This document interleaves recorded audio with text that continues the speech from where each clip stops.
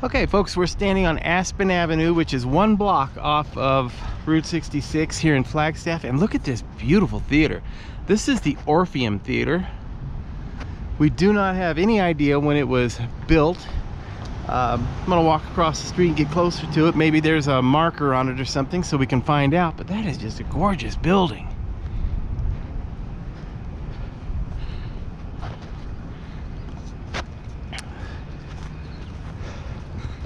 It looks like they're doing stage productions instead of movies at this time. Probably concerts, comedy acts. There's the box office. See if we can see inside.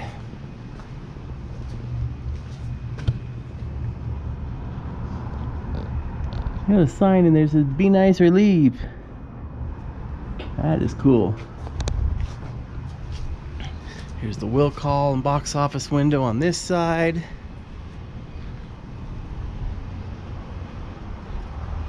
And then on this side over here, look at this mural. This is awesome. That mural is huge and beautiful.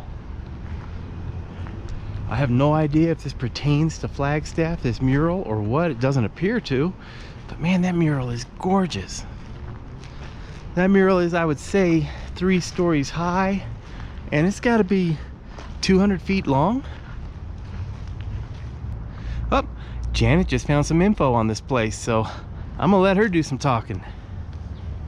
Okay, it was originally called the Majestic Opera House. It was constructed in 1911, and it was expanded in 1917. And the theater closed in 1999. 3 years later, in 2002, reopened as a concert venue. Wow. And it seats 1,000 people. I bet. The place is huge.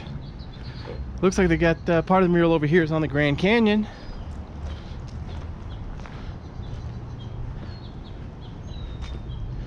And I have no idea what kind of bug this is. It looks like a mouse with wings. Be my luck, I'd get bit by one of those. Wow. That's cool.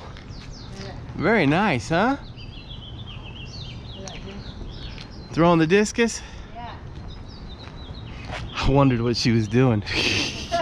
She was imitating this dude. If you haven't seen our video on Bliss dance, you ought to, when she imitates the statue. I'm gonna take you back over here and look at this fire escape. This fire escape and the lamp are both cool, man. Those are original from the time that this building was constructed. I love those old lamps. Isn't that nice? And look at this fire escape. It's got the counterweight down here.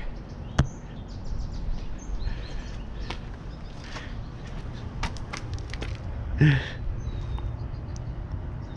then what they do is they fill up this counterweight with, in this case, it looks like pieces of steel and bottles. Really? Yeah. Isn't that nice though? Man, that is cool.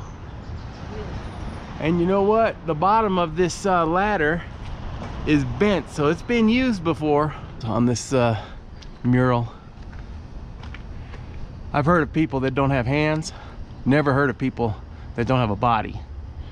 But apparently, this guy's some kind of magician because he can play the piano without a body.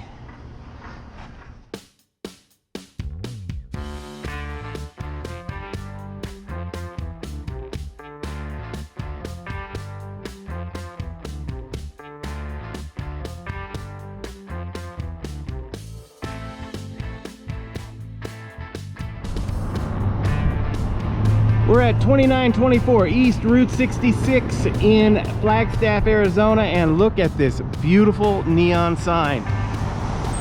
The Western Hills Motel and Restaurant was built by Harold Melville in 1953. The animated neon sign is the oldest of its kind in Flagstaff. And what they mean by animated, up on the very top, there's a horse-drawn wagon or horse-drawn buggy carriage, and the wheels and the legs of the horses and of the wagon move at night. The neon, they make it look like it moves, so the wheels are turning at night. Pretty cool. Let's take a little better look at this place, because this place is actually really cool. They have a bar inside called a restaurant inside called the Agave Mexican Restaurant. They've got a barbecue right there. I guess they do some outdoor barbecue.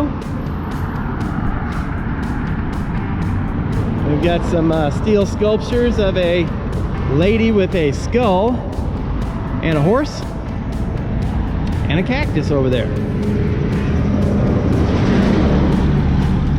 They also have a real horse-drawn buggy right back there. They have some nice views here from the Western Hills Motel. Ponderosa pines over there up on the mountain. These are the rooms.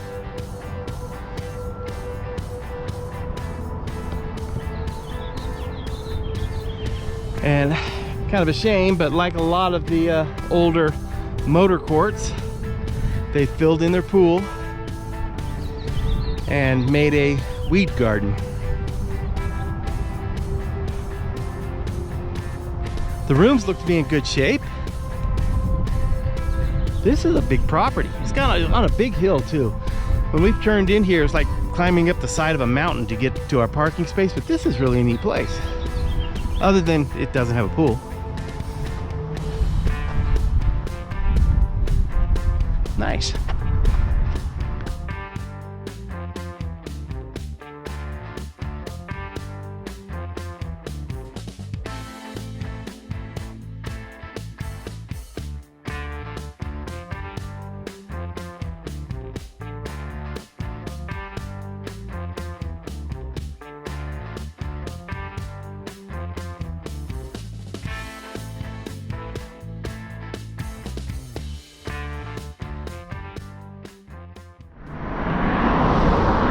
We're at 3120 Historic Route 66 in Flagstaff, Arizona, and this is the El Pueblo Motor Inn Motel.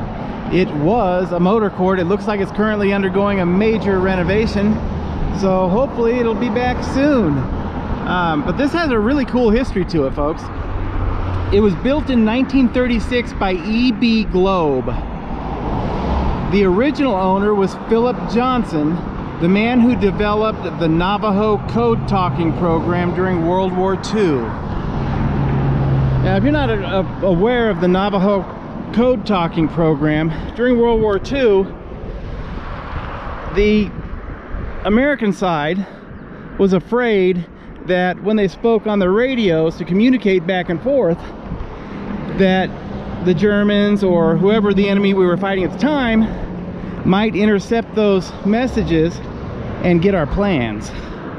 So they came up with the idea of having the Navajo Indians communicate, so that if any of the messages were stolen, the Germans wouldn't know how to speak Navajo. They would never know whether or not what the plan actually was.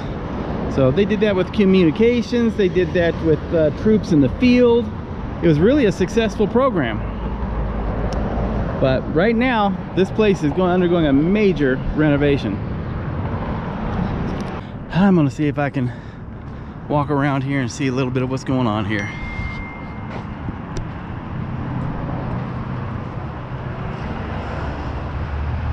This would have been one of the rooms here. Doing a major remodel to it, looks like.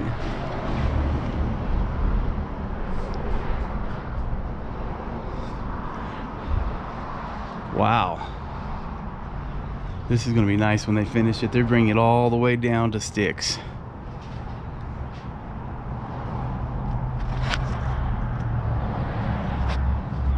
Very cool.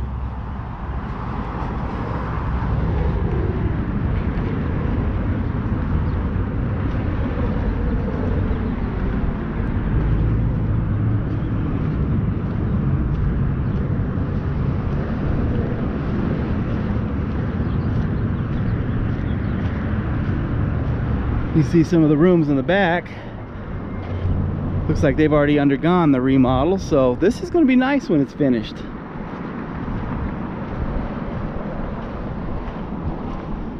Nice setting too.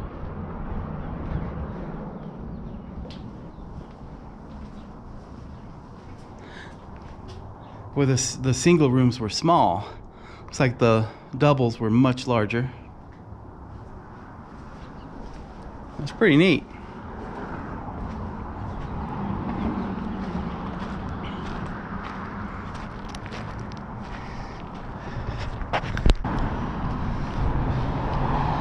Very neat. This place is going to be sparkling new again soon. Love that. Love that.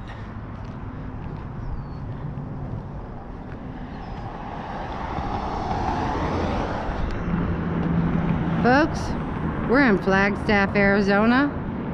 We're at a very historic, unique place. It's called the Museum Club. It's right here on Route 66, 3404 East Route 66 in Flagstaff, Arizona. But this is the Museum Club. And it was opened in 1931 by Dean Aldridge, who was a hunter and a taxidermist. And you see that front door, right, that entrance, that's a ponderosa pine right here from this area. Huge, pretty cool.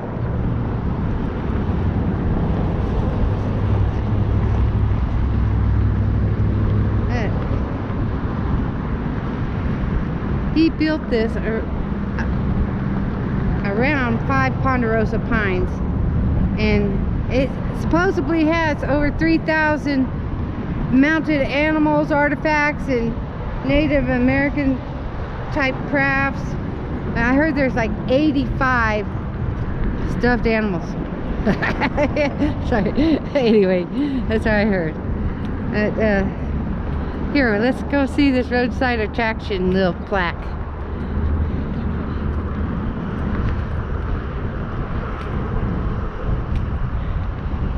Yeah, they're the Hampton Inn like landmarks.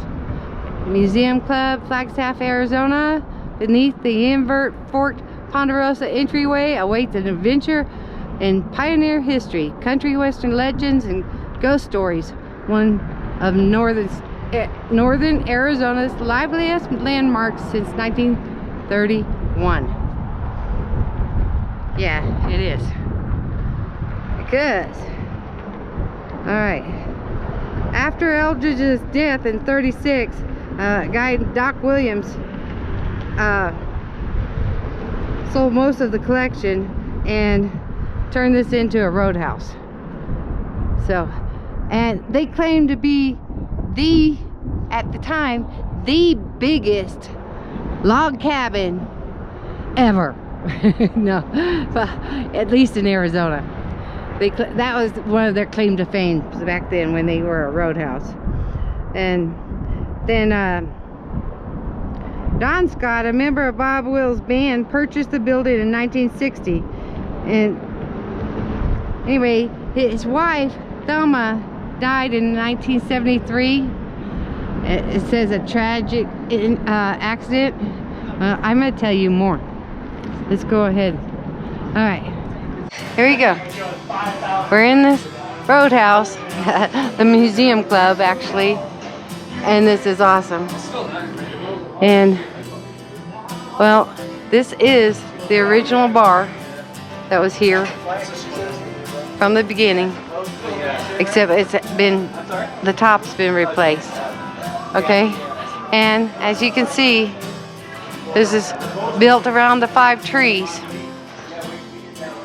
and you can see all the taxidermy. That's why this place is called the zoo. The locals like to call this the zoo because you have all this taxidermy stuff from Mr. Williams. But that's pretty cool. Big moose. Got all these antlers. Wow, look at that one. They have kind of deformed, huh? Ah, poor guy. All right. Well, I was asking about the spooks and haunts and stuff.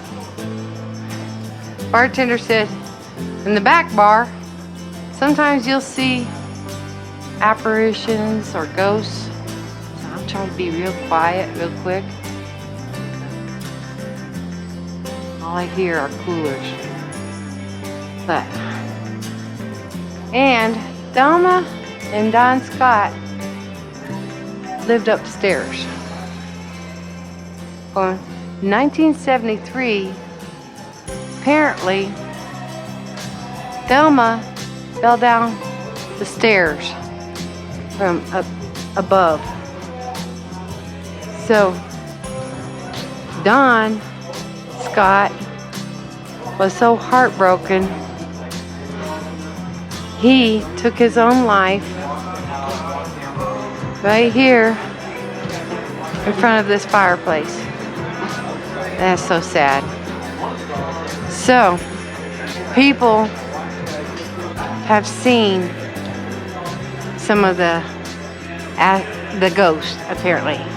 Now, the bartender personally has not, but he felt presences, like the presence of somebody. So, let me walk out back here real quick. All right, that's a little better, a little windy. I'll step back here. All right, so when Thelma passed in 73, Don took his own life. Then things started to happen.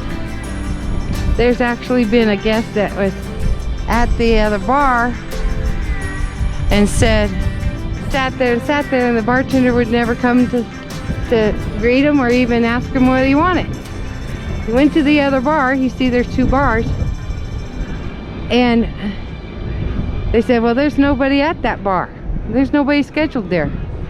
So they're saying that was probably Don. And then they say that Thelma was sitting at the end of the bar one day. Somebody bought a drink and was going to bring it to her, and she vanished. And then another guy said that he was upstairs and he was pinned up against the wall. They're assuming it was Thelma. Now, we don't know, but I don't think her hubby would have liked that.